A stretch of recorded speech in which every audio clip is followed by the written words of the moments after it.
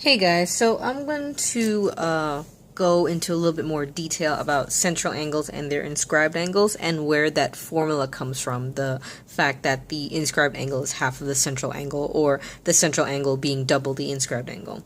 So what I'm going to do, I'm just going to start off with some random point in space, and I'm going to open up my compass to some unknown radius.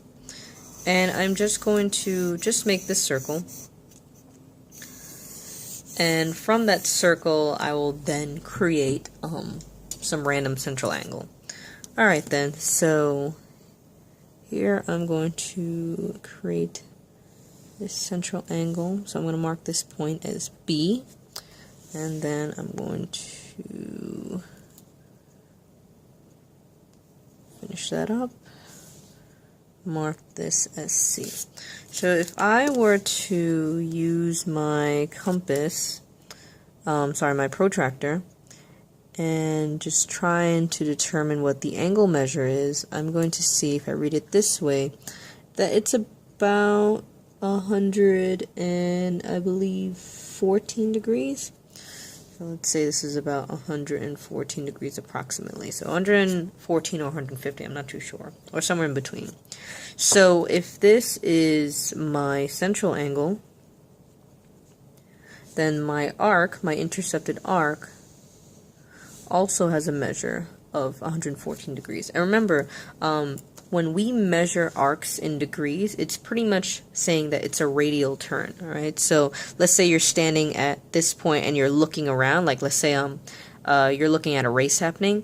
You're standing in a certain position, but you're just turning your head, right? And the way we can describe how a head is turned, one of the ways, is through a radial turn. So here, this person turned their head 114 degrees. Alright, so let me just pick a random point on the circle. Let's say it's around here. And let's draw an inscribed angle. So I'm going to draw a line segment from here to here. Let's call it D.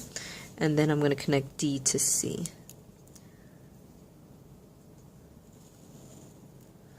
Okay, so something pretty much like this.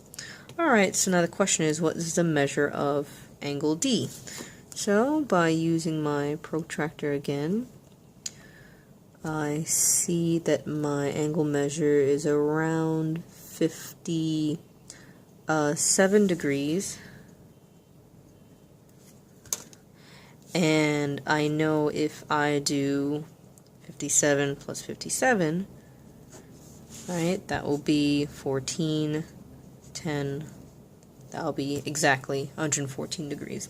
So we can see that through construction and through verification using the protractor, we see that the central angle is double the inscribed angle, and the inscribed angle is half of the central angle.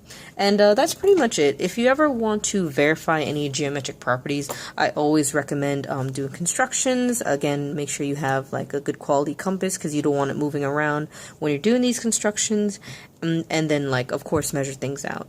And then once you do that, you get like the general understanding, and you can apply that general idea to like more massive situations.